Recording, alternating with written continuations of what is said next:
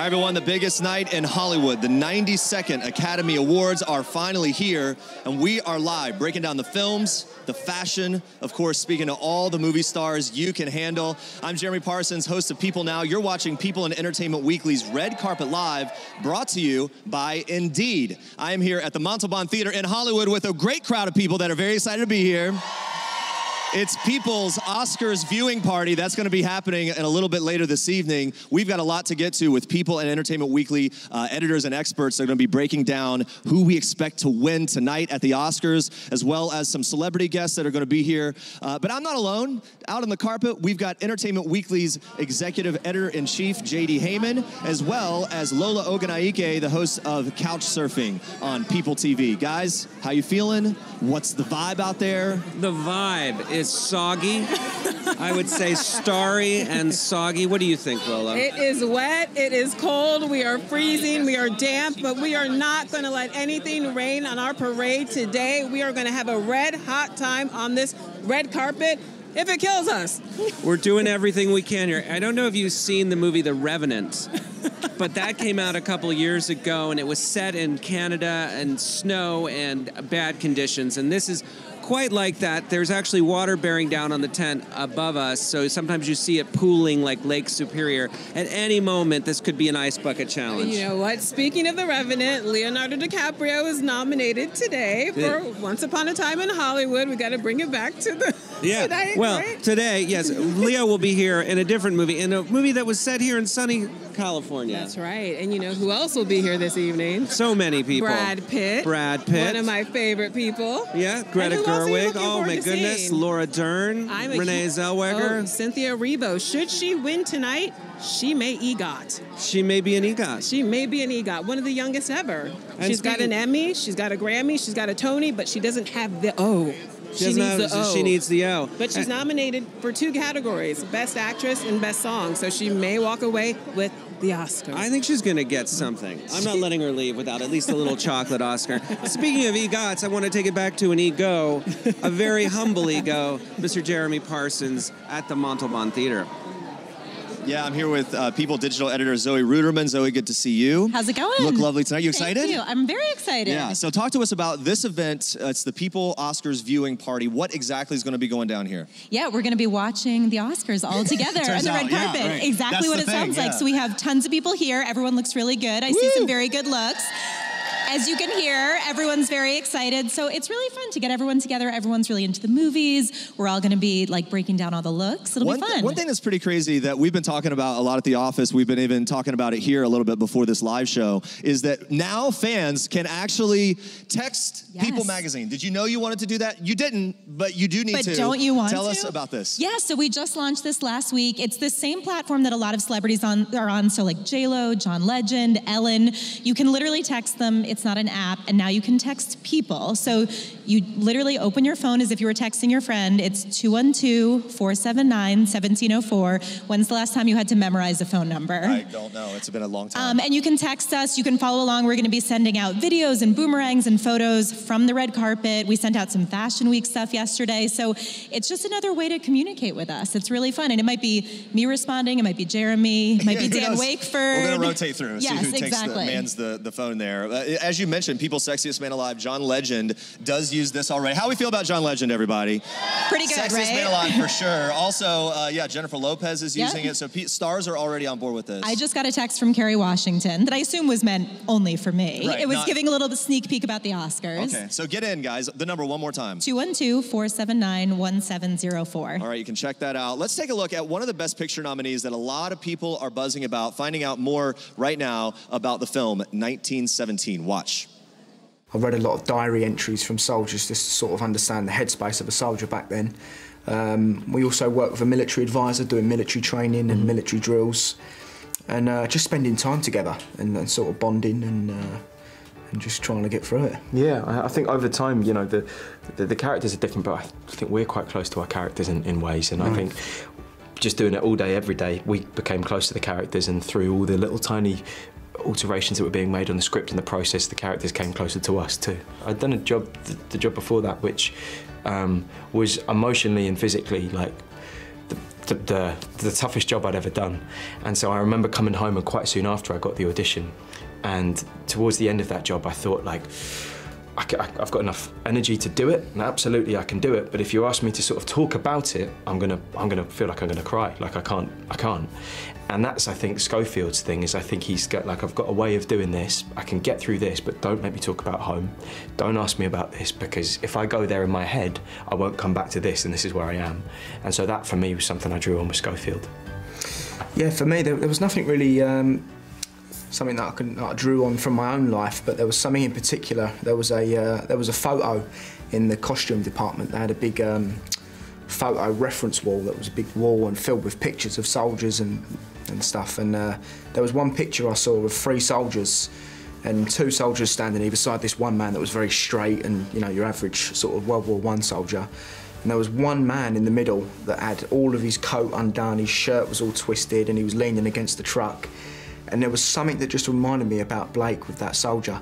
You know, even though they're in the middle of a war zone, he just seems so, you know, warm and charming, and I liked that. And I saw that the man had 2 rings, one on his middle finger, one on his pinky finger. And I took that and I put it on Blake. So every time I looked at it, it made me think of that photo. 1917. All right, look who we have here. Ashley Iaconetti and Jared Heyman, Bachelor Nation favorites. Aww. It's so good. And hosts of the People Oscars viewing party tonight. Good to see you guys. How you feeling? Great. How are you? I'm good. You guys were already out here getting the crowd pumped.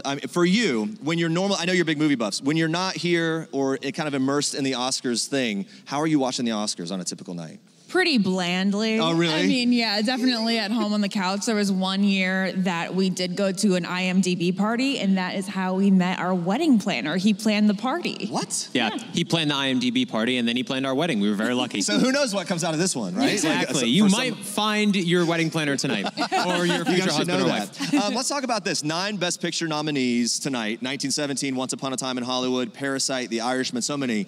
Who are you rooting for? Who is your favorite? We've only seen about half, and I feel so bad that I haven't seen Little Women yet, because the 1994 version is one of the dearest movies in my whole life. Right. I haven't seen it because my sister and I are making each other see it together, and we just haven't lined that up. So you're holding off. So I can't include that, but from everything else, Joker is my favorite, and I think Jared's. Yeah, I'm a big comic book guy, so Joker's definitely my front runner right now. Joker is incredible what they're able to do. You look at, like, on the scheme of all the movies that are nominated, and the fact that Joker has been done before, and there are all these preconceived notions about what the character's like, and for Joaquin Phoenix to have come in and done that, it's incredible. Let's talk about this a second. You guys are such film buffs, you kind of work some movies into your wedding. Tell us how that went and what exactly you guys did.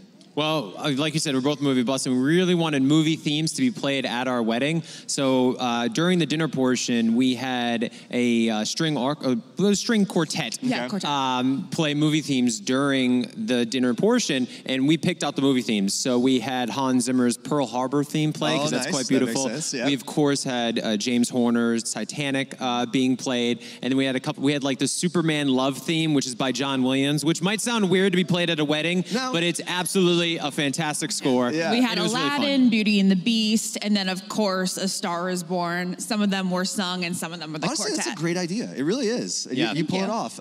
Real quick, I know we're talking Oscars. Are we watching The Bachelor? How do we think Pilot Pete's doing? How do we think we're doing right now? I feel like Pilot is just the sweetest guy. He's such a good heart, but I feel like he is a little naive for the process, and it seems like he's a lot of people agreeing. being manipulated a bit by other people and not going with his own gut. A lot of drama between the women, huh? My to the point of like, wow, it's getting serious, and like, let's move forward, right? Poor Peter. Anyway, it's not about The Bachelor tonight. It's about the Oscars. You mentioned Little Women. We're going to take a closer look with the cast and filmmaker. Watch. Behind the scenes, no one liked awful. No. I still don't like any of it. There was no silence. Especially you. No silence. You know. I feel 5 conversations going at the same time. Oh. Like right now. Yeah. Constant. But the amazing thing about women is that you're able to have 5 different conversations and also still go, yeah, I know, I said, you're able to tune in. Totally. Imagine the enthusiasm of knowing you're on a great project, multiplied by the fact that there's a lot of people in it, multiplied by the fact that there's a lot of young people, multiplied by the fact that everyone's very happy to be there. So what was, I don't want to say cool, but like maybe doubly inspiring, I think, for me was our first AD, and Tracy Letts and Saoirse Ronan. We had been in Lady Bird. but to see their enthusiasm equaling, Greta's equaling mine, but then all these amazing new flavors that Greta gets to play with, like everyone was super excited to be there, and with good reason. Not to make an empty sales pitch, but I think like this is a very worthy thing. It's why I love working with Timothy, it's Saoirse, Tracy. I love working with artists who pick things they're passionate about and then really give it everything they have from beginning to end. And yeah, it's very impressive. Yep, we're dancing it in. People Style and Beauty Director Andrea Laventhal is here. Here she goes. Big hand for Andrea. Look at this. Looking great. I love it. I'm so glad I see a lot of sequins in the audience.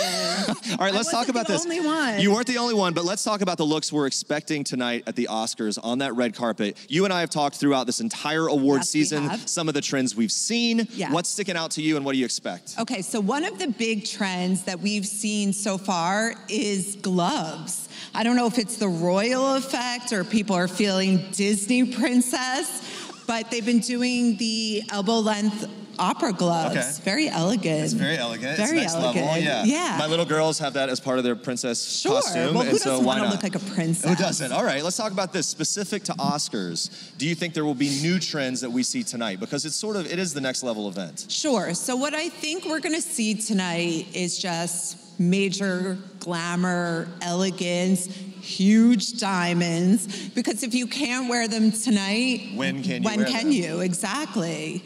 We have had some talk about the diamonds, the amount of money represented in the millions of dollars throughout award season. And as we've talked, I think it was the Globes, and then we saw at SAG Awards different places, the sort of layered necklace look, right? The multiple layered diamond necklaces. Why wear one when you can wear two? You know, let's get the millions up there, the carat count doubling. Right, all right. I guess when you look at what we've seen at the SAG Awards, what we've seen at the Golden Globes, and down the line, as a sense of importance, what is the difference in how people approach the Oscars when it comes to fashion? Because the stars really kind of can go all out tonight because it's the final hurrah. Mm-hmm. Well, they can go all out, but they typically play it safe. Because at the other shows, they're a little looser. You got the TV people, the music people, but tonight, they go a little more classic and elegant. Let's talk about the guys for a second. We talk a lot about the ladies, but the guys are kind of stepping up their fashion game this award season. What do we expect to see from the fellas at the Oscars tonight? I think exactly what we're seeing on you. Oh, really? Some velvet. Stop it. Okay, yep, velvet head to toe. Yeah, some velvet. But I think the guys are gonna keep it classic. We have Brad, Leo, all of my good friends there. Okay, right. And those guys don't really take a lot of risks. They tend to keep it more classic. I guess there is something about that. We sort of expect them to be classic Hollywood, especially we want them to look like leading at the men. Oscars. Yeah, all right. What are some things that people at home might not know about the red carpet when it comes to how people prep for that moment when they step out of the car and then they walk down? The look has to be completely dialed in and perfect. Oh yeah, there is no room for error. I'll give you one little sneak peek of our presentation in a little bit because we're gonna reveal a lot of secrets.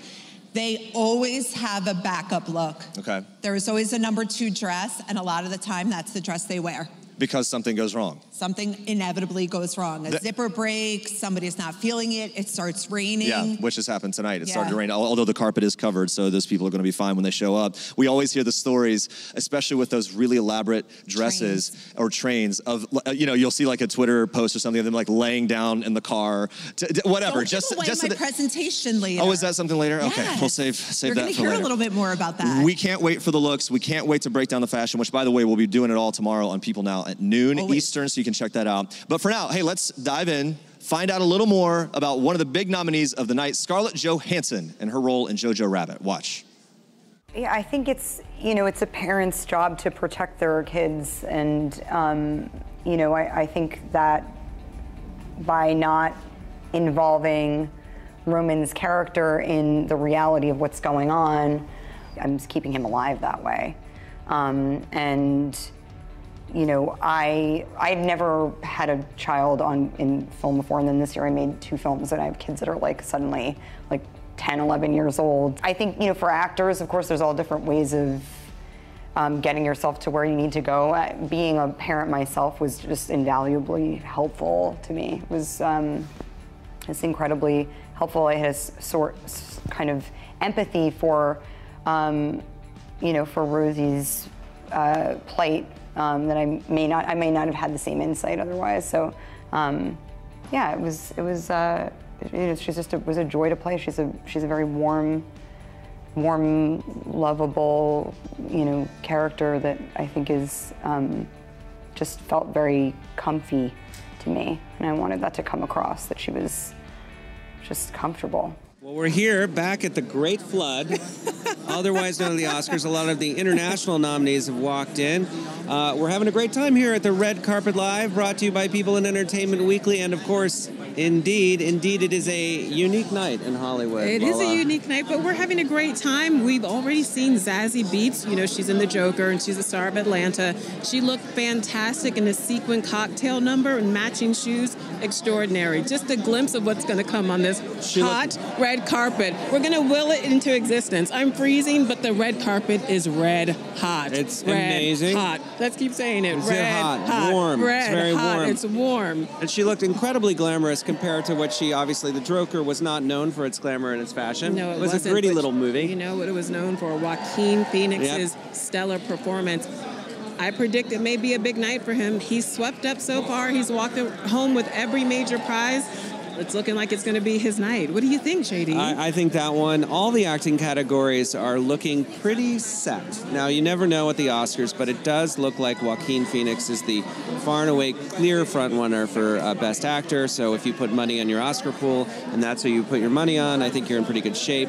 Renee Zellweger also looking like she's way out in front for Best Actress. For Judy, her performance for Judy, yes. Judy, great part. And then, of course, Brad Pitt for Once Upon a Time in Hollywood, and then rounding out the leading candidates here, Laura Dern for Marriage Story. So those acting categories, if we see any upsets or surprises in those top four categories, that will be big news. And then we got to talk Best Picture. Yes, though. I was Best about to Picture. say. We just saw Bong Joon-ho in the Fashion Cam. He's the director and creator of one of my favorite films of all time, Parasite. As you know, I am Team Parasite. Lola loves Parasite. Lola loves Parasite. I am pulling for that film to walk away with all the major prizes, including Best Picture. But you're telling me that it's going to be 1917's night. I do not believe you. I don't want to hear it. Well, listen, it's a funny one because 1917 has won all the major awards coming into it in this category. And you say they have metrics on their side. No, certainly. The numbers, if you're just doing the science, they would seem to be in the lead. But Parasite is sort of surging, deeply popular in Hollywood, so we don't really know. Parasite has the heart. It does. 1917 has the metrics and the numbers. Yes. So maybe heart will triumph over numerical numbers, right? Yeah, it's true. Maybe? Yeah, maybe we'll see. And speaking of Best Picture, yes. Jeremy is in the Jared Hall. It's Jared Hall and Jeremy. Hi, Jared. Oh my goodness. Yeah, we're all here. Here we go. Entertainment Weekly Senior Digital Editor Jared Hall here. Hey, Jared, how are you? Fantastic. Exciting day. It is an exciting day. We're talking about the Best Picture nominees. Yes. This is where so much attention is being given, obviously, to see who takes home the big award of the night. And it's a tough one this year. It is really tough. Lola and JD were there just talking about 1917 versus Parasite, and there's sort of like the heart versus the numbers and like what you go with. But should we break these down? Let me list them. Okay. Best Picture nominees: Ford versus Ferrari, The Irishman, Jojo Rabbit, Joker, Little Women, Marriage Story, 1917, Once Upon a Time in Hollywood, and Parasite. So there are the nominees. You see them there on the screen.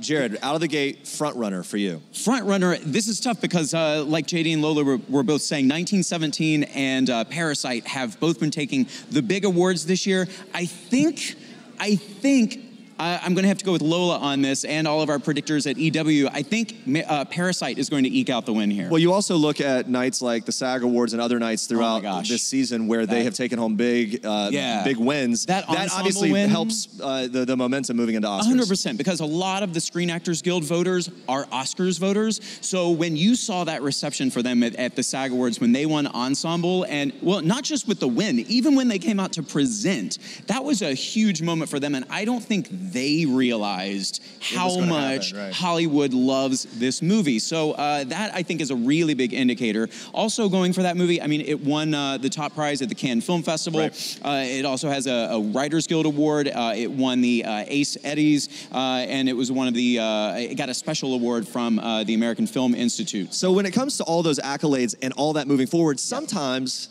the Oscars, the Academy, kind of like to throw in a surprise, they right? Sure do. So when it comes to a dark horse or a La La Land, right, exactly like right. That, so tonight, what do you think? Where could we land with a surprise? Well, if it's not Parasite, I think it will be 1917. That film is just a stunning technical achievement. We've already heard some of the actors talking about that process of filming that movie and how many months of rehearsals and the very long takes and everything it took to make that film. Right. But yeah, if it's not those, which I don't see how it's not going to be one of those two, I think you cannot count out Jojo Rabbit. Sure, right. This movie is, it's actually been kind of split with opinions, especially among a lot of critics and such. It has an 80% on Rotten Tomatoes versus, though, the audience who gave it a 95% score. So people love Jojo Rabbit. And then Scarlett Johansson, of course, with the double nomination. Yeah. It'll be interesting to see how that plays out for her in terms of acting categories. But let's talk more about that. Joker.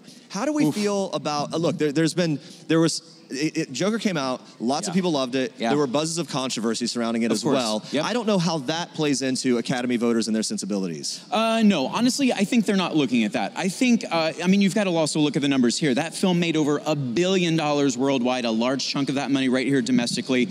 They're looking at the film and they are seeing Joaquin Phoenix is this movie. He's going to win Best Actor. There's no question. Of course, we'll talk more about that later. But that film also has a lot of other great technical stuff going for it. You look at the cinematography. The score is phenomenal.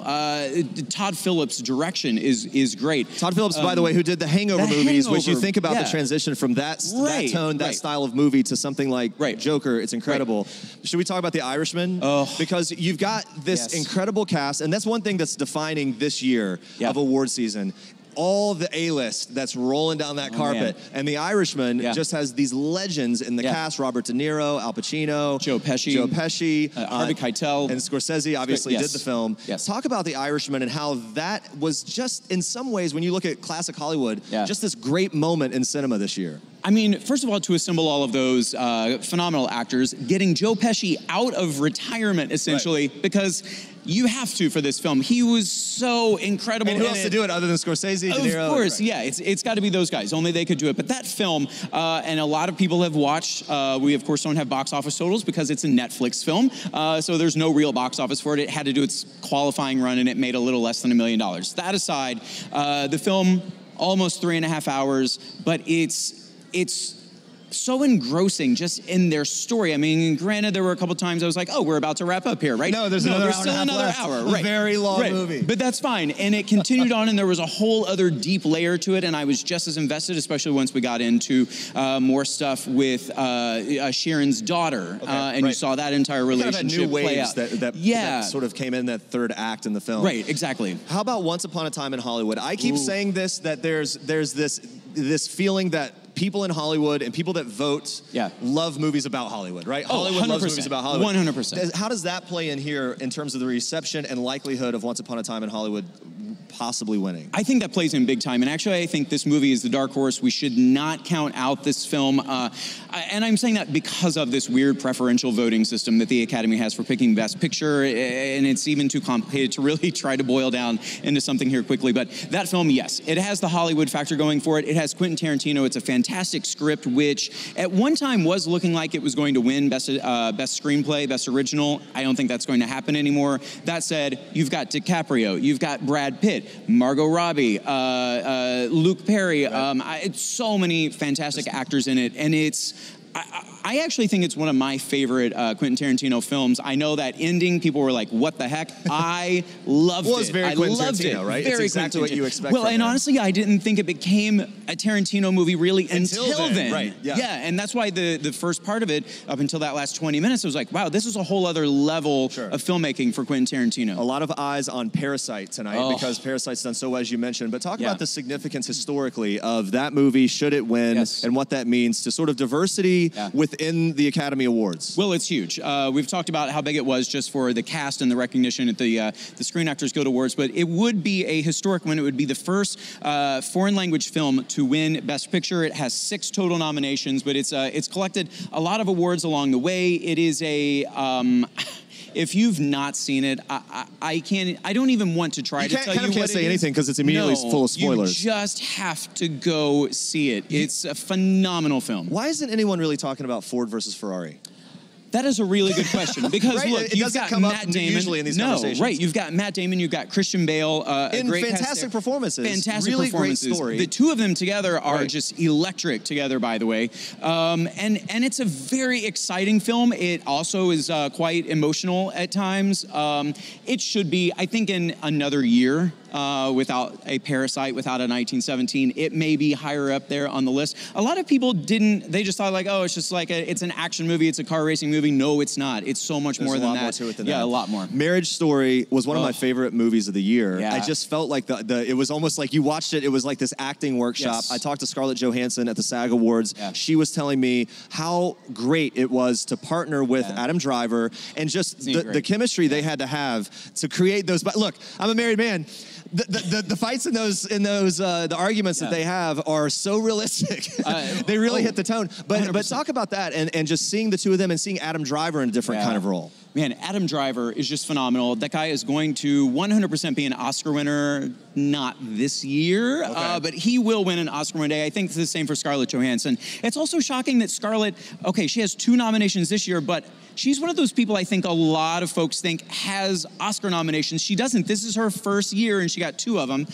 So kudos to her on that, of course. But yeah, you're right. Watching the two of them together, you feel like you're watching people who've known each other for years, just as the movie portrays. The fights, I spoke with Noah Baumbach about this, and a lot of divorces we see played out in pop culture, they're very, butting heads, and there's a lot of arguing. There's not a lot of that in this film until one very important epic scene. Right. But you're exactly right, though. It creates a tone that's not cliche. Right. It's not cliche. Real. And he said, that's because the intent is that it's a love story. These people still love each other. They just can't be married anymore, and that's fine. There's nothing wrong with that. Good way of putting it. Yeah, he says he's actually learned a lot about the film from audiences who, folks who are divorced, talking to him about it, things that he never intended to be there, but just kind of, that's the beauty of film. You can take from it what you want. You can. Such great representation, and people really got on board with the cast of Little Women. Talk some about that and what a difference it makes in terms of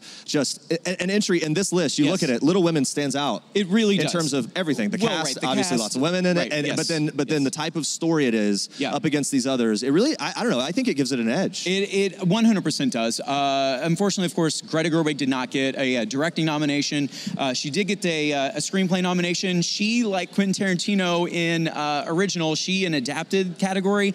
I think for a while, folks thought, oh, this is hers. I don't know. I don't think so anymore. I think it might be Taika Waititi's for Jojo Rabbit. But yes, this film, I loved it. And it is different from the other Little Women. That's the big thing that a lot of people ask, why do we need another Little Women adaptation? Watch the movie, you'll see, because they just do something so... It's special. Yeah. It truly is. It's a little more modern, even though it's still set in the same time frame that the original story was written. The performances are fantastic. Florence Pugh, I think, is really the standout. She absolutely deserves that nomination she got. She's going to be a huge star.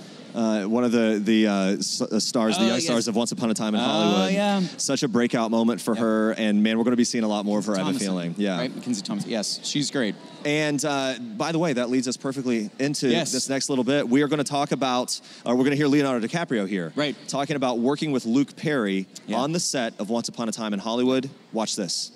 I was just immediately struck by his kindness. And, talking about being a native of Los Angeles, being around this industry my entire life, and really having it, in a lot of ways shaped who I am, there was this immediate excitement in seeing Luke Perry, on set. It was incredible. I remember being, in my teens, and he was the manifestation of the new Dean on television, and everyone was crazy about him. And I felt this overwhelming feeling of kind of being starstruck. But then he and I got to sit down and talk about Los Angeles, the 90s, his life, where his career had gone, where my career had gone, where his life had gone, and I was just so, how do I say this?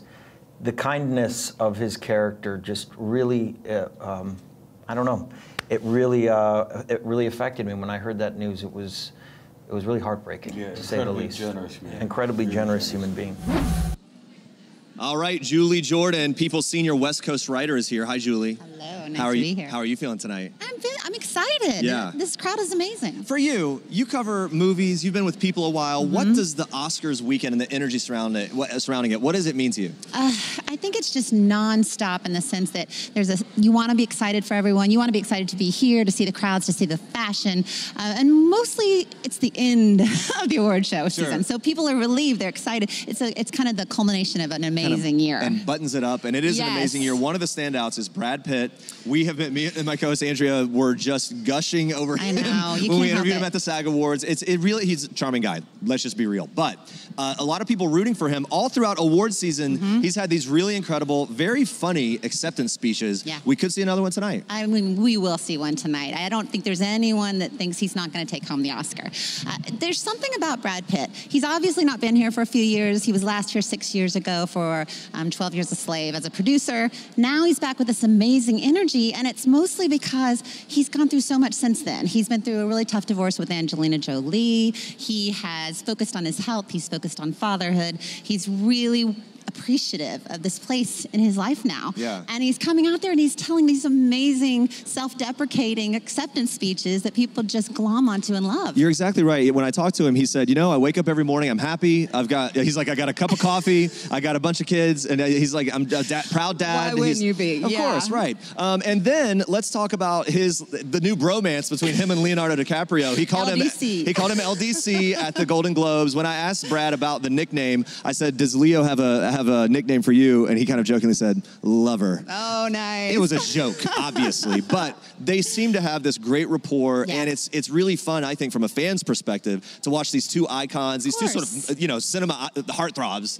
kind of developing this really cool, on-screen bromance that might continue. I think that they're best friends now. I just want to see them hanging out. 100%, yes. Yeah. And Brad typically makes these kind of relationships with these co-stars. Like, think of George Clooney. Right, exactly. One of the acceptance speeches this year, he said he was really glad to take out this trophy instead of George Clooney in terms of carrying him out of the party. Right. Yeah. And then George was probably going to send him flowers for the win or something. Of course. Yeah. He really bonds with these guys. Of course, as an audience, we love to see them together. Like you mentioned, they're easy on the eyes, but they're also amazing actors, and it's nice to see them rewarded for it. Jared and I were talking some about this, but let's dive more into Scarlett Johansson and the real moment she's having this award season with the double nomination. She's got these two incredible films that are getting a lot of attention. Yep. What does this moment mean for her in terms of everything else that she's got going and her momentum? I think this is just an amazing point in her career. Obviously, like we said, she's nominated twice. If she wins this, she'll be the first person to do so.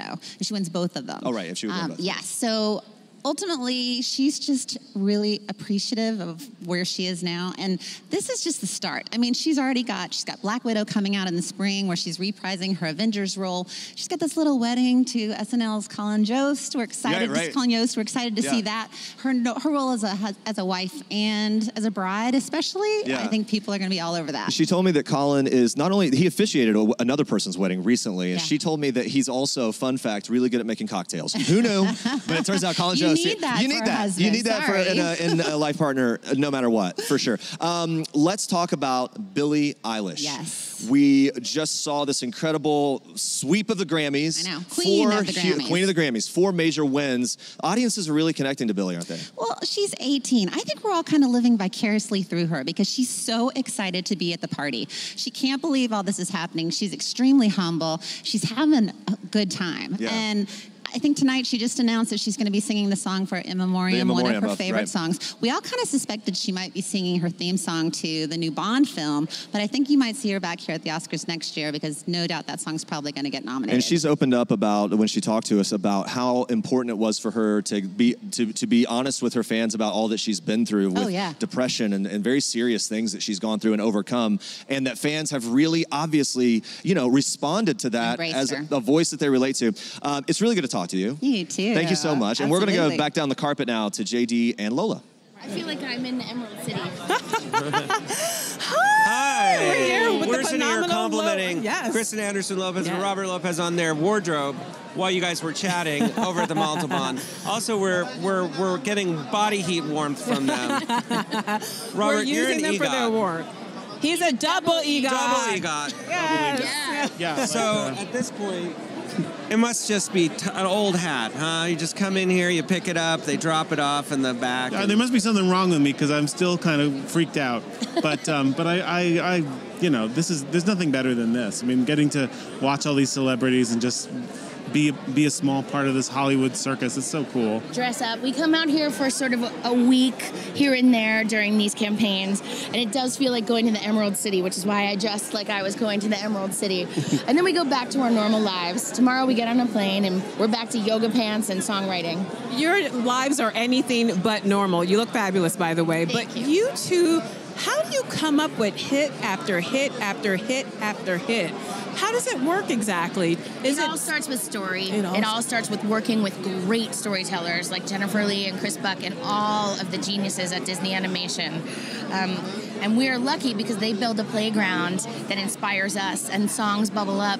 And many of them fall on the ground, but the ones that stay come from great storytelling. Let's talk about Into the Unknown. Talk about a great story and a beautiful melody. Last time we were together, it was at the Frozen 2 premiere, and you graced us with a little bit of that beautiful voice of yours. Can we get a little something? I've been using this voice a lot this week, so you'll get the hoarse version. But I love the, I can hear you, but I won't. Some look for trouble, while others don't. There's 1,000 reasons I should go about my day and ignore your whispers, which I wish would go away. Oh. That's pretty good. Adina Menzel is on the fashion cam right now. I think she's probably a little threatened by what has just happened here on the red carpet. I don't think so. She actually hears our demos every time she sings one of our songs. Yeah, she gets our version of it first, so she always hears my voice first, and then she tops it and pluses it as only Adina can. Well, the two of you collaborating together, do you I mean, obviously you come at these things from very different perspectives. That's right. When you're kind of arguing or debating what to keep, what to throw out, like, who usually prevails in those kinds of conversations? Who do you think? The truth, the best idea. Really, at the end of the day, best idea wins. Sometimes out of those arguments, we realize, oh, there could be a better solution that we can build together. Those are the best times. Yeah, you never want anyone to lose one of these arguments, because then they feel, you know, stifled and stepped on. You want to find the way forward, you know, the third way, the best way together. Yeah. Before we let you go, you guys, is there an unsung hero who helped you get here this evening? Yes. In fact, he's coming as our +1. Tom McDougall, who is the music supervisor. He's the person who hears every song first and says, yeah, I like it, send it to the directors, or you know what, go back. I don't think we've found it yet. He's the one who sets up the orchestrations. If there's a tuba, he's hired that tuba. He's also the one who knows all the rock stars and gets the rock stars to sing them for the end credits. Aurora, he got Aurora, who is the Norwegian, and he's just a dear, dear human being. And so he's with us tonight. We're going to let you walk into the unknown. See what I did there? Oh, yeah. So these two rock stars are going to just clean up tonight, and we're going to throw it back to you, Jeremy, at the Montalban. Thank you guys so much. Love a good pun, Lola. Love a good pun. We are now joined by Melody Chu, People Deputy West Coast News Editor. Good to see you, Melody. Hi, Jeremy. Should we break down the lead actress nominees and talk about them? Let's start with Cynthia Erivo from Harriet, Scarlett Johansson, Marriage Story, Saoirse Ronan, Little Women, Charlize Theron, Bombshell, and Renee Zellweger, Judy. So where do you land on a prediction for this category? Okay, well, it would be shocking if Renee didn't win because she's won everything else this season. For Judy, right. Right. And she really embodied Judy Garland. I'm going to say this. It's strange to me. It's just one of those years where that movie and her performance is getting so much attention. Yes. But no one's seen the movie. No, it's one of those things where I feel like most of the people that I hear talk about it love the performance, but generally speaking, a lot of people haven't seen it.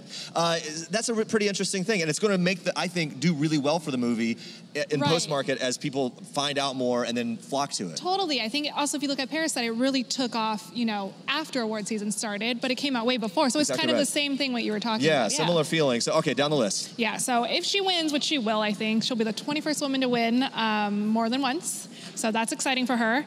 Cynthia Erivo, I mean, she was Harriet Tubman. Okay, and right, yes. That was one of my favorite performances of the year. She's amazing and really having a great moment. She's amazing. And if she wins, she'll be the youngest EGOT winner ever. Which is a very big deal. I'm going to stop you right there. I want to keep you here. But we are going to go back to the carpet. JD and Lola. We are here with Aurora, the Norwegian superstar who sings in Frozen 2, Into the Unknown. You are the North Wind. Yes. And you are fantastic. Speaking of North Wind, please talk to me about this ensemble. How did it come to be? How did you know that this was the look for this evening? And then we have to have you bring those shoes up here because you are the best Check dressed. it out, Aurora. Well, I like to be comfortable, you know, so I like to be able to do a cartwheel whenever I want at any point of the day. Can you do one now? No, because then I need to take off my crown, because I bought this crown like 2 days ago. From where? Somewhere in LA, at a vintage shop. And then this outfit me and my sister made. This is her by Victoria Axness. Really? Fantastic. So would she be the unsung hero that helped you get here this evening? Yes. Yes. So I need to ask you, in terms of the movie, in terms of being the North Wind and being from Scandinavia, how do you relate to the characters? And obviously some of these things are rooted in Scandinavian folktales, but obviously liberties have been taken. Did you have a special connection to the movie before you were part of it? Well, I knew about it, and it is set in Norway. Arendal is actually a real city in Norway. So I had a connection to it, and I like everything Disney does, basically. I love Star Wars. I know that's Disney too. But I love everything Disney touches, because they don't underestimate children, you know, which you shouldn't. Take us back to the moment when you first saw the final product, when you feasted your eyes on Frozen 2. I saw the movie 4 days ago in my hotel room, and I really liked it. I was eating some truffle fries. And some Sounds awesome. Yes, very nice. And then I fell asleep. Well, on that note, I think you should go get some more truffle fries or a little chocolate Oscar or something. Enjoy your night. Thank you so much for stopping by. I'm going to toss it back to you, Jeremy, in the fabulous Montalban Theater. Yes, and Melody Chu still with us here. Now let's talk about the lead actor nominee, okay? Or nominees, all of them. The category. Here we go. Antonio Banderas, Pain and Glory. Leonardo DiCaprio, Once Upon a Time in Hollywood. Adam Driver, Marriage Story. Joaquin Phoenix, Joker. And Jonathan Pryce, The Two Popes. Melody, where are you with this one? I'm going to go with Joaquin Phoenix. Yeah, everyone knows, right? Just like Renee, he swept the whole season. But the Academy also loves a transformation, and it was definitely a very physical role. He became the Joker. And the fact that he was able to pull off that laugh in a way that gave it a backstory, it made sense, and it never lost tonally. It never became hokey or weird. It was always kind of this eerie, brooding thing. Right, and Heath Ledger won also for his portrayal, and it's similar. It was very real, and it felt like a real breakdown. Yeah. So, yeah. I would say that would be the biggest upset of any category if he didn't get it. Joaquin also showed a lot of love and kind of honored Heath Ledger in his previous speeches, so that would be likely, again, I would suppose, right? Absolutely. I think he's used also this entire award season to advocate for issues he's passionate about, whether, it's pushing for vegan fare at the different award seasons or going right after the SAG Awards to advocate for animals. Sure. He showed up in his tux, which is incredible. Yeah, he uses his platform to draw attention to things he really cares about. For you, who else stands out in the category? Is there anything else that really kind of got your eye? I thought Adam Driver was incredible in Marriage Story. There were so many wonderful performances there, but he really made that role feel so real. It's such a sad breakdown of a marriage, and I think a lot of people can relate, whether you're married or not. Yeah, no, absolutely. That we were saying earlier, there was a real authenticity about that. Antonio Banderas, not a lot of people have been talking about him, but a huge moment for him too. Right. And I saw a lot of critics saying if they could pick a winner, maybe him. But they don't think that he will win, but he should deserve it. And then of course Leo, Once Upon a Time in Hollywood. Yeah. We've been talking a lot about that. Yeah. What a big moment it was for Brad Pitt, right? But also a big moment for Leonardo DiCaprio. It is, but he's had his years. Yeah, he's done his thing before. Yeah. He's good to go. And then let's talk about The Two Popes. That's something that, again, that's another one of those movies that I think is gaining a lot of steam in terms of attention because of the nomination for Jonathan Pryce here. Yeah, I think out of the category, a lot of these are more transformative roles, especially across the board. But in this lead actor nominee category, it's more of stepping into, you know. Sure. Yeah. No, that makes sense. And I'll tell you this, we were mentioning a little bit earlier,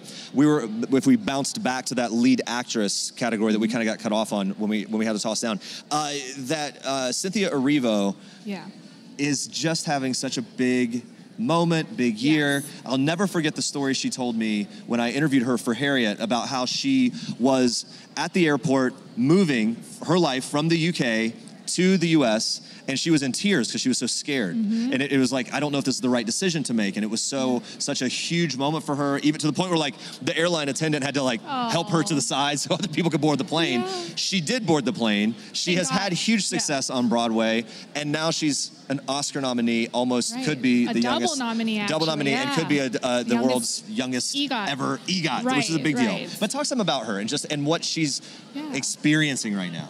You know, I think she's so multifaceted, and that's something you're seeing more and more of. I mean, look at Renee, who knew she had, you know, all those singing chops in her too. But I think Cynthia is sort of paving the way too for other actors, singers of color who might not be getting as much recognition as you would hope. I think you know, if she doesn't win tonight, I hope she gets that Best Original Song, so she gets the Oscar. Too. I think it's going to happen. We're rooting for you. Fingers crossed. Thank you so much. We'll have more with you a little later. Now we're going to go back down to JD and Lola. So Brad Pitt, Leo DiCaprio. If you want to ask me who stole Once Upon a Time in Hollywood, it was Julia Butters. That's right. Who is amazing as an established child actress coaching Leo DiCaprio. I did a good job. How are you tonight? I'm amazing. Amazing. Tonight I just feel amazing. I'm so excited to be here. I'm excited to see everyone here, and I'm excited to be doing this interview right now. You look amazing. This pink confection is beautiful. You have a matching purse, but I'm more interested in what's in that bag. I hear you've got something delightful, something delectable, something you can see some of it poking out through here. Yes, what is going on in that bag? Unveil it. Let us see. Ooh, food! Sandwich. It's a sandwich. And it's chopped up in all kinds of little segments. Exactly. That's right, girl. Oh my goodness. It looks really, really good. There's no regrets. Whoever says actresses don't eat, there you go. She's eating on the carpet. Live. There we go. My type of girl. Woo! It's the Oscars. There can't be any regrets. There's no going back. So I think it's safe to say that you're excited to be here. Oh, yes. I'm so excited. I'm so excited. I can't. Who are you looking forward to seeing this evening? I don't even know who's going to be here, so whatever happens, it's going to happen. I am excited. Well, Brad Pitt's going to be here. Leonardo DiCaprio is going to be here. Quentin Tarantino is going to be here. I'm excited. Margot Robbie. Yes, I love her. She's so nice. Talk us through the scene that you did with with Leo on the set when he's sort of not getting to the place of his character. How many times did you do that? Would you rehearse that? Did you just go right into it? I went to his house to rehearse it, and the thing that we mainly focused on was when I pat his knee, telling, it's okay, and that was the main thing. For that one little, it's okay. He was like, okay, now try it a little faster, now try it a little slower, now try it like hard, and now try it a little gently. Perfect, okay, save that. Before we let you go on in there and eat the rest of your turkey sandwich, is there an unsung hero that you'd like to give a shout out to, someone who helped you get here this evening? My acting coach, Kimberly Bigsby. I hope you're watching this. If so, you might be crying. I don't know, but I love you so much. I would not be here without you, no matter what. Well, we love you. Thank you so much for being here. Go in there and have a fantastic time. The sandwich looked really, really good, and I'm going to send it back to the Montalban where Jeremy and Jared Hall are not getting anything to eat, but they'll have some good conversation. No, we haven't had anything to eat. I've never been more inspired by a nominee than bringing a full turkey sandwich in the clutch. I have some cookies in my back pocket, actually. That's always the same. I mean, that's like, that's what you wish for. It is. We're back with Jared Hall here, Entertainment Weekly Senior Digital Editor. Now we're going to break down the Best Director nominees. Ooh. This is a big category. Let me just list them, and then we'll break them down. Okay. Martin Scorsese, The Irishman. Todd Phillips, Joker. Sam Mendes, 1917. Quentin Tarantino, Once Upon a Time in Hollywood. Hollywood, and Bong Joon-ho from Paradise. Again, Parasite. I'm sorry, Parasite. Wow.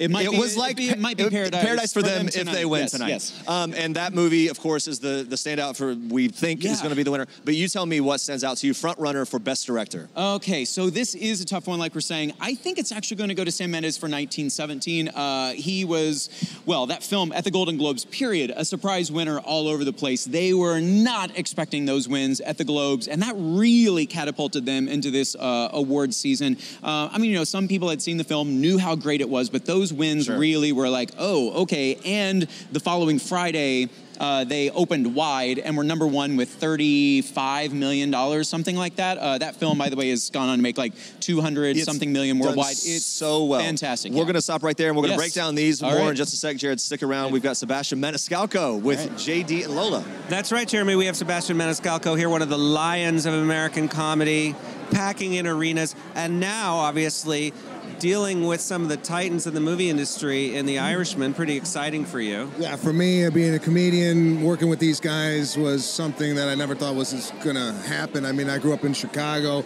watching these guys as a kid, and next thing you know, I'm doing a scene with De Niro and Pesci the first day. So a little intimidating, a little anxiety-driven, but I'm here at the Oscars for the second year in a row, and I'm talking to wonderful people like yourselves and listening to every Elsa sing songs.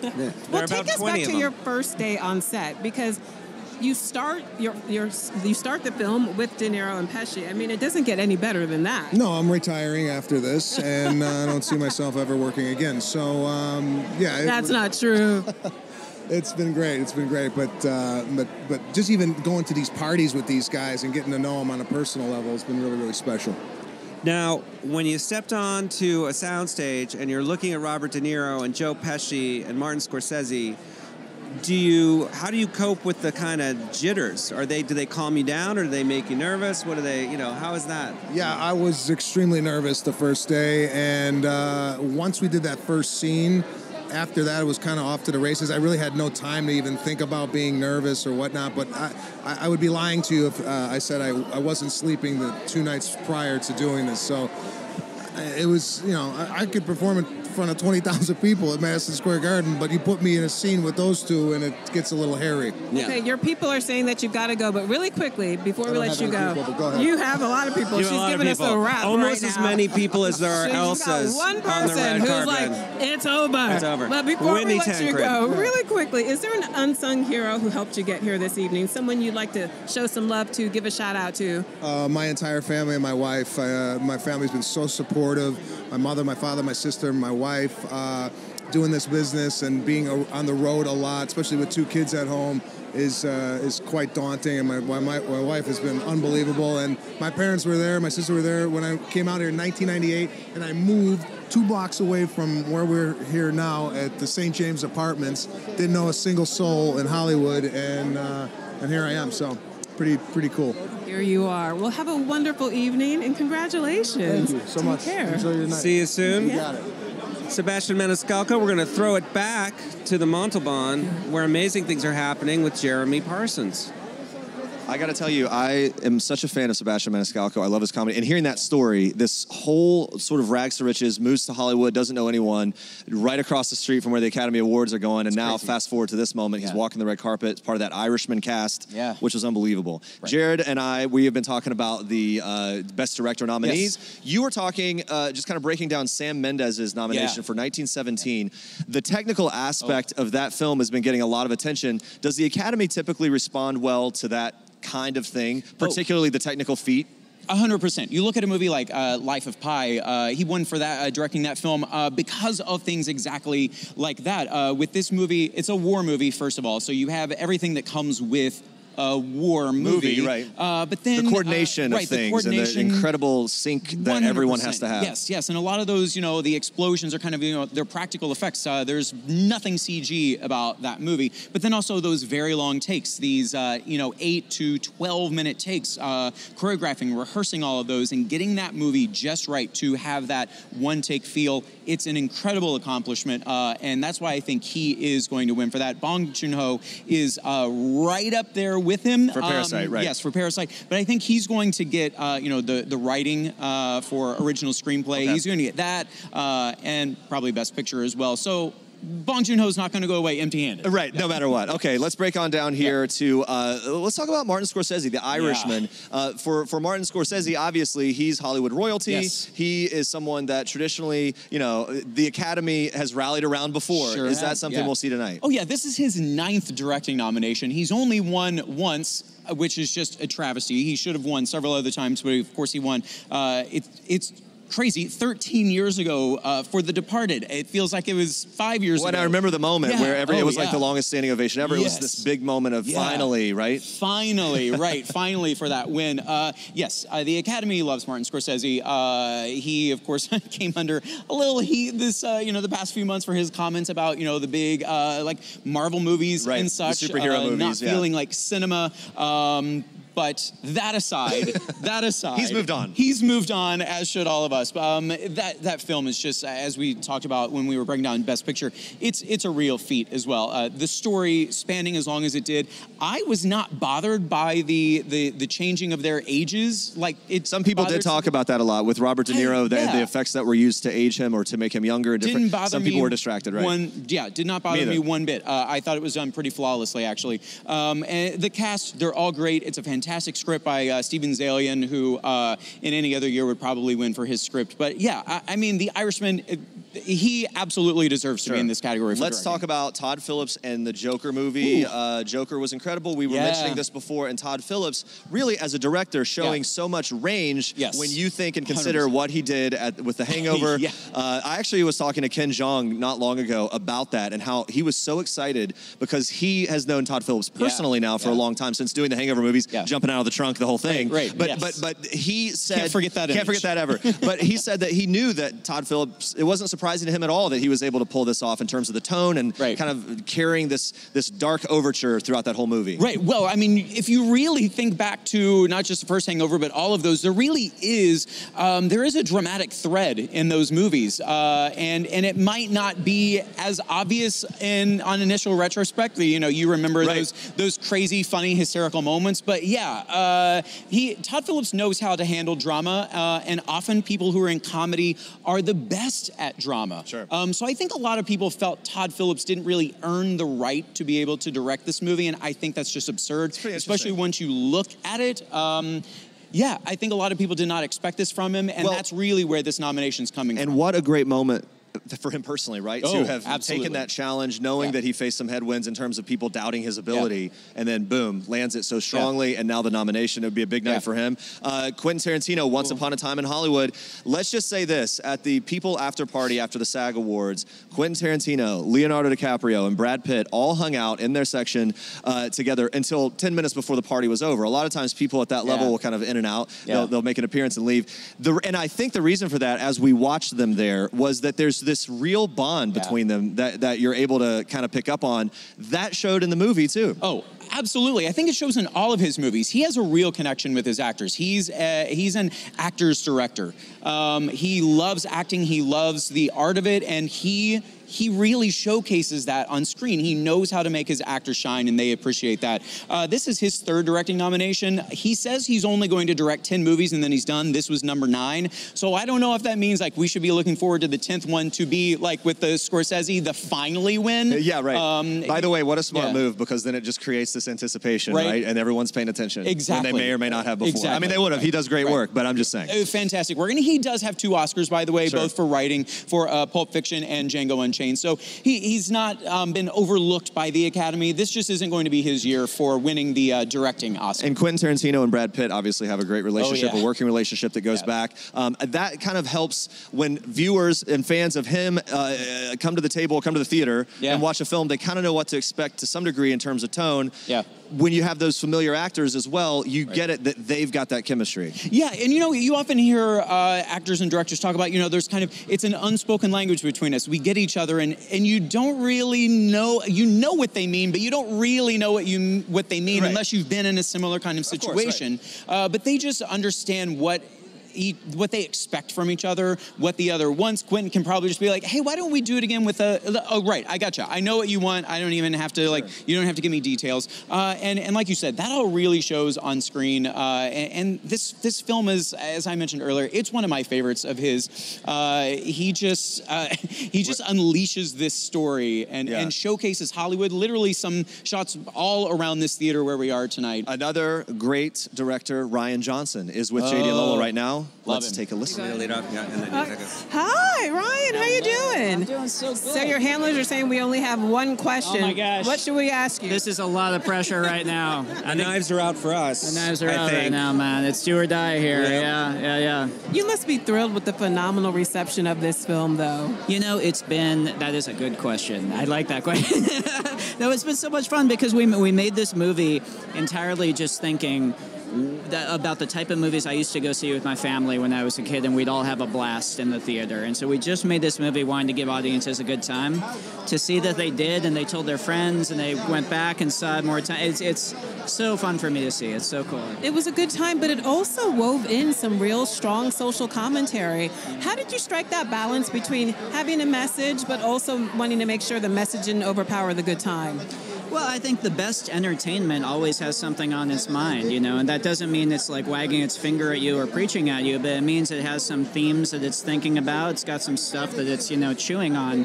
And hopefully you leave the theater having felt like you had like a truly entertaining time, which means you had fun and you also, there was a little bit more to that I can maybe process afterwards, Now, before you run off, I have to ask you, the enthusiasm for this cast and for this type of storytelling has been so huge. People are asking you if you will get at least some of these people back together to solve another murder mystery.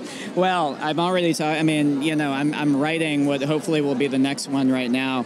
But the idea is it would be Daniel Craig as the detective, whole new cast, whole new case, whole new location. It's just like doing another Hercule Poirot mystery like Agatha Christie did, So we'll see. Fantastic. So we'll look forward to another body and twists and plots and knives and poison. That's right. All right, take care, man. We got 3 questions. Thank you. We shoved in three questions for Rian Johnson. Have a great evening. Have a good evening. And back to you, Jeremy. 3 questions. Snuck them in, and three fantastic questions. You got them all in there. Rian Johnson, an incredible filmmaker, writer, and director. And I think back, we were just talking some about him. He caught my attention, even though he's had his hand in the Star Wars universe. But I remember Looper is where he really grabbed my attention. Did you guys see Looper? It is a fantastic time travel sci-fi film. Time travel is tricky because sci-fi lovers will take you to task for if you mess it up. And he did not. That film is phenomenal. It is a must-see. And, of course, he also directed some episodes, I believe not all the final season, but Breaking Bad, some of the best episodes of that show as well. He's incredibly talented. Someone else very talented, Diane Warren, down the carpet with JD and Lola. Oh, hey there. We're here with one of Hollywood's most legendary songwriters. She's just cranked out the soundtrack of our lives. Diane Warren, shimmering here. Good to see you. Nice to see you. Thank you. You look incredible. Thank you. I think you've got the best accessory of the night. You have a beaded treble clef around your neck. I thought I had a cast with number 11 on it because I've been nominated 11 times. See that. My friends did that. It's my 11th nomination. 11 I have a nominations. lucky elephant with a trunk up. Let's see how lucky it is. So, the first time you came to the Oscars must have been unbelievable. What is it like at time 11? It's more exciting than ever, especially this song, which was from a smaller movie. And, frankly, it was a long shot. So even getting nominated, and because the message of the song really resonated, I'm Standing With You. And wait till you see her perform. Wait till you see Chrissy tonight. So Chrissy Metz is on the fashion cam, and she is performing your song this evening. It's going to be, oh my God, it's going to be amazing. What can we expect? Expect to be blown away. Now, Diane, when you were growing up and you were going to the movies, do you remember a particular moment or film or song that really inspired you to go into this line of work? There wasn't one movie, but I remember singing Hard Day's Night by the Beatles. I have older sisters. I just always loved writing songs. I think it's natural. Like my first big hit was a song called Rhythm in the Night. That was in Berry Gordy's The Last Dragon in 1985. See, I have 5 decades now. This is my 5th decade. Diane, please don't underplay that song. I know, that is one of the best songs ever written. fully aware. DeBarge performed it. Yes, DeBarge. I will break out into that song Go right on, now. do it. Go on. To the beat of the rhythm of the night. Yeah. Dance until the morning light. Forget about the worries on your mind. 'Cause you can leave them all behind. Perfect. And then there's like a na, You're going to Hollywood. na. No, no, no. There we Yeah, go. at the end. Na, na, na, na, na, Who doesn't know that song, and who doesn't love that song? Well, I really like it. And Yeah. She's Well, you know, I she's mean- going to do the new version of it. You heard it citing here her. first. A collaboration. It Lola happened Ogunnaike, here. It Diane happened Warren. Well, we're going to let you get on inside. Thank you so much for being here. Have a wonderful So great evening. to see you. Great to see you. Best of Thank you luck for tonight. all the beautiful music throughout the years. Thank you. Appreciate it. So, Jeremy, we'll take it back to you at the amazing Montalban Theater. I have the second act of DeBarge here with me. Really? Oh, getting the dance moves in. I like that. Oh, I can do that a little bit, but I'm alone, and so it's weird, and everyone's looking at me and thinking I'm real weird. Sorry. Laura Dern on the fashion cam there, we saw a little earlier. Just such an incredible performance when she, just became this attorney in Marriage Story. It was really great. Guys, there's so much going on and so much to talk to, so many people to talk to, so much to talk about. If you're just tuning in, you're watching People and Entertainment Weekly's Red Carpet Live, one of the biggest nominees of the night that everyone's excited about, Parasite. And we're going to take a closer look with the filmmaker and cast. Watch. 영화 재밌기 때문 아닐까요? 특히 부자와 가난한 자 얘기를 다룬 영화인데 그렇게만 얘기하면 사실 또 너무 심각하게 생각할 수 있지만 우리 다송이는 완전 예술가 재질인데 침팬지를 그린 거죠? 자화상이에요. 역시 저는 뭐 사회학자는 아니죠. 정치, 경제를 분석하는 사람도 아니고 단지 그게 그냥 우리 주변 일상에 늘 있어서 자연스럽게 표현하게 되는 것 같아요. 창작자들은 아마 다 그럴걸요. 네. 주변에 항상 우리 길을 가다가 사람 하나만 1초만 스쳐 지나가도 저 사람은 가난하구나, 저 사람 지금 힘들구나, 아니면은 와, 저 사람은 정말 부자구나. 그들의 냄새를 맡잖아요. 길에서 스쳐 지나가도. 그냥 자연스러운 일인 것 같아요. 네. 옆에 두 배우분들 보시면 되게 이렇게 스위트하게 생기셨지만 평소에 워낙 폭력과 거리가 먼 그런 인물들이에요. 영화 속 인물들이. 예. 싸움 한 번 안 했을 것 같은 인물들인데 사실 또 되게 착하고 어리숙한 사람들이고 영화 속에서. 그런데 그런 사람들이 이상한 상황에 얽히고 얽혀서 결국은 폭력의 순간에까지 도달하는 거니까. 예. 이들 인간 자체의 어떤 악함이나 이런 문제가 아니라 무엇이 이 사람들을 폭력의 순간까지 몰고 갔을까? 그런 걸 한번 재밌게 생각해 볼 수 있는 영화인 거죠. 네. Well, we would like to say that the sun may be peeking through the clouds just as we have Dean Charles Chapman and George McKay here from 1917. Thank you for bringing the weather from England. Oh, no, I'm sorry. Yeah, we feel very responsible, actually. It's all your fault. This is I you. know, right? Yeah, So well, sorry. this is, it's to make. This is a first time for us. We just wanted to make the situation as comfortable as possible, Exactly. and stick to what we know. What is going through your mind? Your first time at the Oscars. You must be thrilled, but also a bit overwhelmed. It's a lot to take in. It's exactly that. To be honest, it's a lot, but it's a thrill. It's really lovely. Yeah, we're buzzing. You're what? Buzzing. Buzzing. I thought that was like some British colloquialism I hadn't heard, but it's buzzing. Buzzing is actually something we do use here. I wanted to ask you both. I mean, this was obviously a grueling shoot for both of you, and you had to do a lot of intense things. When I talked to Sam Mendes about sort of that first set of sort of sequence when the two of you are going through the barbed wire together, how hard was that to do? There were corpses and all kinds of things, mud. Yeah, do you know what? The No Man's Land sequence for me was one of the difficult ones. I mean, they was all difficult, but that one in particular, I think because the conditions that we were filming in were very realistic. I always say that the mud is equivalent to walking on ice. That's how slippy it was. And that bit in particular, having to crouch with all the heavy gear on and the gun, our quads were burning by the end of the day, yeah. Yeah. And then there was the scene at the end, Sam was saying that they just had you run, and there were about 8,000 extras running at you, and you had to just stay focused. Were you freaking out as all these people were falling down? Well, yeah, that's the thing. We'd rehearsed for a long time, and that was actually, it wasn't meant to happen when I get knocked over. And but the rule always was, like, unless Sam says stop, you don't stop. So just got back up and carried on running. What was it like to work with Sam Mendes? We know that this was a real labor of love for him. He was inspired by stories that his grandfather told him. What was it like working with him, and how invested was he in making this a reality? Well, firstly, it was amazing. Like Sam's a proper master. Like he's a really lovely man, but as a director and as a storyteller, he's just got this incredible understanding of kind of the architecture of storytelling, of how and when you give information, like in images and words and sounds, to create a reaction, and just to kind of have access to be around that process, and just the way his head works was wonderful.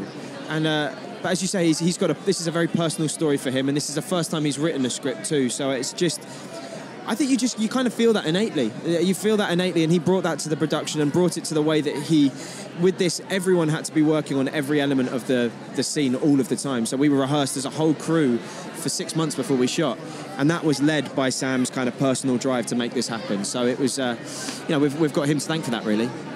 So we're getting the tap, which means you have to go to another trench here on Flanders Fields. I like that, JD. You know, I can roll my World War I anecdotes. I'll quote a little Wilfred Owen now for you. War poets.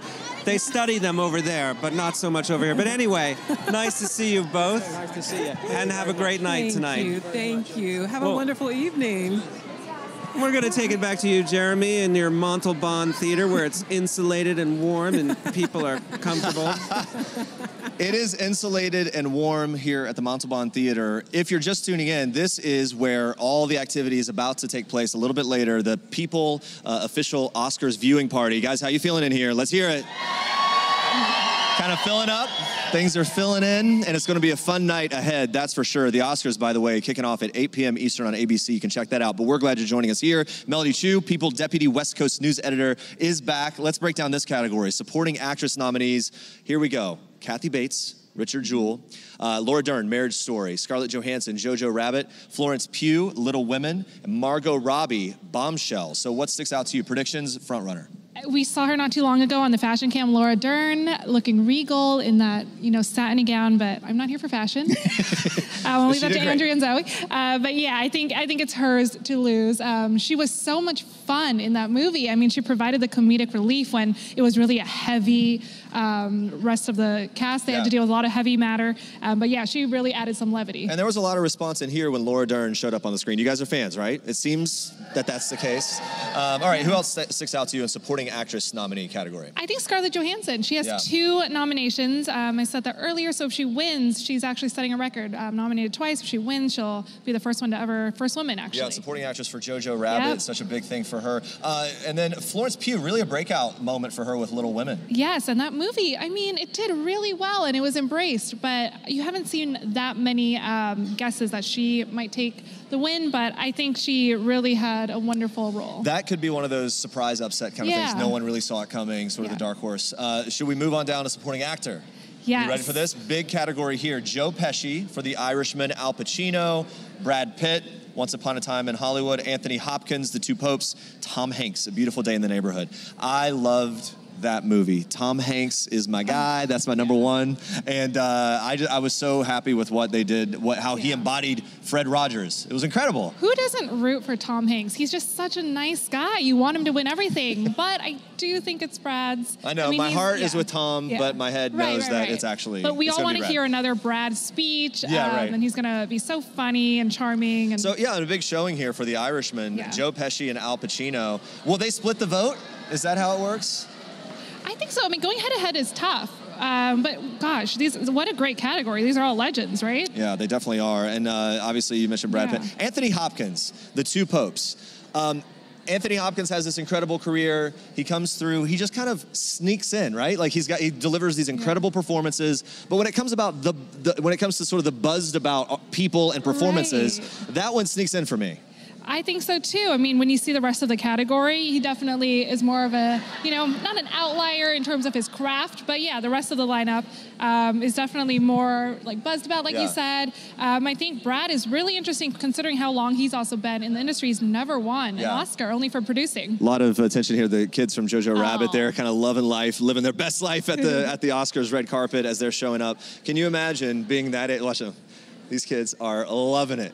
Oh, they're stars. You wonder if they like rehearsed it, like, hey, we're doing it together. They're we're not gonna walk nervous the at all. carpet. They're not nervous at all. They're just enjoying the day. As that's kind of what you want to see. Oh, and they're jumping. It's kind of what you want to see, right? With kids especially, you realize like, wait, this is supposed to be a night of fun. The competition's one thing, but it's such an important, incredible night to just have fun with the movies. Anyway, it's Jojo Rabbit was such a standout. You mentioned Scarlett Johansson, but all right, so predictions for the category for supporting actor. You already said it. Yeah. So wait, did we say all we want to say about Anthony Hopkins? I think we did. How about Tom Hanks? Did we say everything we wanted to say other than like just showing more and more love for him? Did you guys see Tom Hanks as Mr. Rogers? Yeah, in the room here. We're at the Montalban, the people viewing party that's coming up, and people just love him. And Rita Wilson. I mean, whenever she shows up, exactly I want right. to see them together too. Yeah, the Hollywood's #1 couple. Yep. All right, good stuff. Let's go back to JD and Lola down the carpet. We'll talk a little more in a bit. Hey guys. Hi, I thought we were Hollywood's #1 couple. I don't know. We are. I don't know what happened there, but he's referred to someone else as Hollywood's #1 couple. How much fun are we having this evening? And we're having a great time, and you know why? That's because we can't feel our feet or any limbs, and we're just somehow in a hypothermic daze. But who needs feet and who needs limbs when you've got all this glamour on the red carpet? So many people have come to this town and thought the same thing you're just saying, like, who needs a soul when you could have fame and glamour or limbs? Oh, JD. No, it's too much fun. Heyman. It is terrific to be here with you, Lola. We're actually seeing a whole lot of stars coming into the red carpet, and as I said earlier, the sun may be coming out, or at least the rain has stopped, which means that we are not going to drown here tonight. And we are getting a real insight into this Oscars. I mean, it's sort of a nice night this evening. Everybody's in good spirits. That's true. People are not feeling bad about the weather. No one's letting the rain dampen their good time at all. And that's really nice to see. And I chalk that up to you. You think I am think the you're ray the of one. sunshine. Yeah. I'm the one who brought the sunshine. Did you like my singing with Diane Warren? I thought, in fact, I got notes and texts and all kinds of things. They were like, who is that talent, that raw talent that has not yet got a recording contract? And it is you. Now, I reluctantly am going to cede our airtime back to Jeremy and Jared at the Montalban Theater while we rehearse. That's it. It's the March. Remember them? They were great. You guys are amazing. The talent, the two of you, the voice, the vocal talent that they have. All right, so Jared Hallback, let's talk about adapted screenplay. The tough category. You're all about this category, by the way. This one, well, because it's been so, I mean, several categories have been through the course of Oscar season, but I think this is where we're going to see Taika Waititi take home an Oscar for his adapted screenplay of Jojo Rabbit. And based on when the two young actors from Jojo Rabbit were just on the carpet we were watching here, I think here in the audience we have a lot of Jojo Rabbit fans. Is that true? Yeah, okay. See? Yeah, we were talking about this earlier. Some in Hollywood are kind of split on it, but audiences love this movie. I am with the audience on that. I love this movie. So I think Taika Waititi, get excited, everyone. He's going to win, I think, an Oscar. So if you have ballots, if you're placing bets, that kind of thing, mark Taika Waititi for that one. Yeah, so and also nominated in adapted screenplay, The Irishman, you mentioned Jojo Rabbit, Joker, Little Women, The Two Popes. That's a tough category. It is a tough category. If anyone is going to, I think, take it from Jojo Rabbit, I mean, look, Steven Zellweger's script for The Irishman is fantastic, but this might be one of those, like, because we didn't nominate you for director, we'll give you this one, right? Right, this is where Greta Gerwig could win. She had the momentum coming into the Oscars. All right, now let's move on to original screenplay. Hey, explain the difference a bit, if you could. Okay, so original screenplay, obviously, it's from someone's own original idea. Adapted screenplay can be based on a poem. It can be based on, like in the case of Joker, that story does not exist anywhere, but because the character existed, that's why it becomes adapted. By the way, seeing Billie Eilish here. Check out Billie. Billie Eilish will be performing the In Memoriam, the song that accompanies that segment tonight. Yeah, and we were talking earlier, like about what a year she's had. We just talked to her at the Grammys a couple weekends ago. The 4 wins, and the takeaway for me in talking to Billie Eilish then was just the humility she has. Like no one was more surprised about her wins than her. She didn't even want them. Right? She's like Ariana Grande. This is yours. He's like, no, it's yours. All right, we're going to go back to JD and Lola with the director of Parasite. We are here with director Bong Joon-ho, the man who's taken Hollywood by storm with Parasite, and Sharon is a very helpful translator. We want to start by asking you, has it just taken you aback how Hollywood, how America has embraced this film? 모르겠어요. 그러니까 미국 헐리우드도 그렇고 뭐 일본이나 프랑스나 여러 나라들이 이 스토리 자체가 가진 어떤 독특함과 새로움을 잘 받아준 것 같아요. 그러니까 뭐 부자 가난한 자 얘기는 사실 많지만 그거를 전개하는 방식이 되게 새롭기 때문에. So it's not just Hollywood, France, Japan. We've received so much enthusiasm, and I think everyone's been very receptive to how new and unique this story is, because there have been so many stories about the rich and poor, but perhaps not quite like this. It's not only one of the best films of the year, it's one of the best films that I've ever seen. How do you react when people like me gush and gush and gush about how much they love this film? Are you tired of this overwhelmingly positive reaction, or do you love it every time you hear something this powerful? 한국 속담 중에 이제 칭찬은 자던 말도 춤추게 한다라는 그런 프로버브가 있는데 계속 춤을 추는 기분이야. 신나서 수만 번 들어도 질리지 않을 것 같아요. In Korea, we have this proverb that says, compliments make sleeping horses dance. So I just feel like I've been dancing throughout this entire journey. Well, before we let you go, one of the themes of the most important theme of the movie is obviously about inequality, and this is something that you've explored in other films. I'm wondering why you believe now people more than ever are embracing this kind of social class criticism across countries, no matter where you go in the world. 저 이런 얘기하는 건 되게 슬프지만 또 약간 두렵기도 공포스럽기도 하지만 지금 이미 양극화가 되게 심하고. 심지어 미래에 그것이 더 나빠질지 모른다는 두려움이 다 있어서 그런 것 같아요. 그 두려움을 똑바로 직면하고 싶은 거죠. 거기서부터 우리가 뭔가 출발할 수 있으니까. It's very sad and fearful to say this, but I think polarization is very severe, and I think everyone carries the fear that this will only grow worse in the future. And all I want to do is just face that fear and that worry and see what can come out of it. Well, thank you very much. We hope the horses dance for you tonight, and enjoy the Oscars. Appreciate it so much. Nice to meet you. Thank you so much. Thank you. And Bong back to you, Joon-ho, Jeremy. back to you.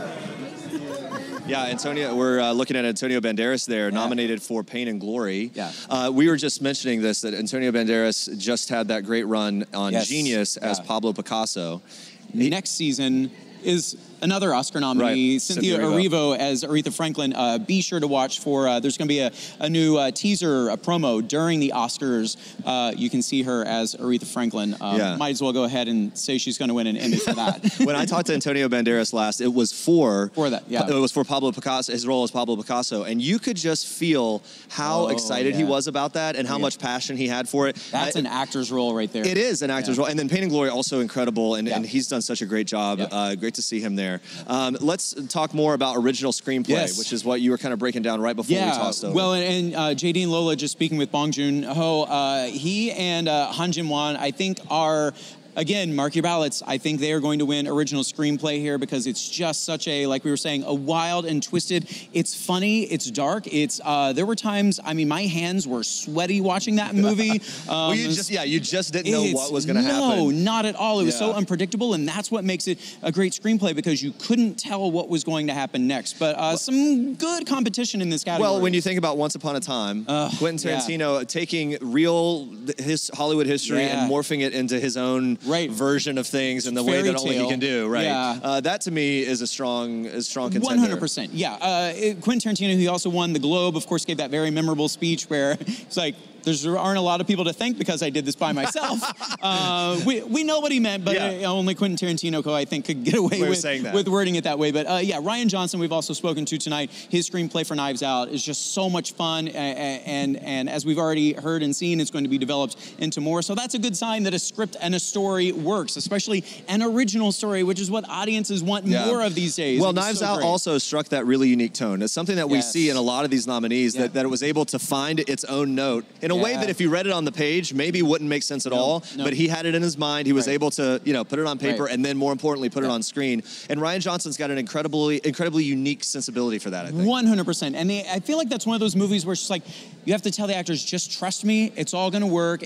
I mean, the words were there. It's kind of like, what's the final product going to be? And he's someone they can trust, Sure. and it worked out all right. A Marriage Story, Yeah, you Noah mentioned, it Baumbach's- just has, again, we keep saying, and you can only say so many things about how authentic it is, but there's something about a writer's ability to put those words on paper and make them very real. And I mean, to me, that's an incredible accomplishment. Oh yeah, it's because it was so grounded, authentic. You're watching and you felt every beat of those characters' lives, and you know how much they were kind of fighting for what they felt was right in the end for their son, for themselves. When it comes to original screenplay, war stories have done really well in the past. 1917, Sam Mendes, we talked about the technical feat a lot, but talk some about creating a story that, in spite of the fact that we've all seen a zillion war stories, it stood out and felt new.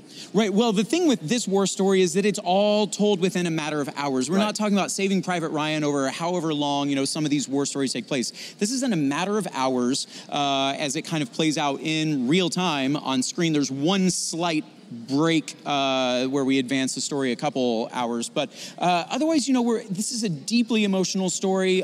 These guys have a major mission. They have to get this note to a general to stop an attack because it's all a plot by Germans to take out a bunch of the English military. So the intensity is built in from the start, from the jump. We kind of have that carries it all the way through. And then without spoiling anything else, then there becomes a whole other emotional hook that's just gut-wrenching. Yeah, it really is. It's really great. So many, I mean, again, as we talk about it, and as you guys, as you're just tuning in, as we talk about these different performances and the different people behind the camera as well, there's just a really good crop of contenders in every category this year. It's so true. JD and Lola, let's go back down to you.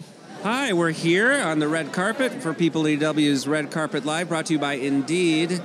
The barometer is dropping, but our spirits are still high. That's right. Really excited to talk to Director Bong, as we in Hollywood call him now. Everybody calls him Director Bong. Oh, really? Yeah. He's Nobody like calls Madonna me Director now. JD. He's like Madonna. He only needs one name. I know, he only needs one name. And you know, it is a good, interesting kind of insight into the Best Director race, too. A lot of people think Sam Mendes is, you know, the clear front runner, but there's so much love for Parasite, and there's so much love for him, you know, from Snowpiercer and other things that he's done. It's going to be interesting to see how that race shakes out. But I'd say for the Best Director, probably Sam Mendes, and then Best Picture, you have to see. What do you think? Well, you know, the thing is, I think I've made it abundantly clear how I feel about this category. I know, you have been very, very strong. Since day one, I just told you that to me, it's not only one of the best films of the year, it's one of the best films I've ever seen. A socio-political thriller that's laugh out loud funny. It's so rare to be able to juggle all those different genres and tones and to nail it, and he did it masterfully. The part I liked is when the woman fell down the stairs and you hear her head hit the side of the wall. Oh, JD. That was really hard. Come on. Spoiler alert.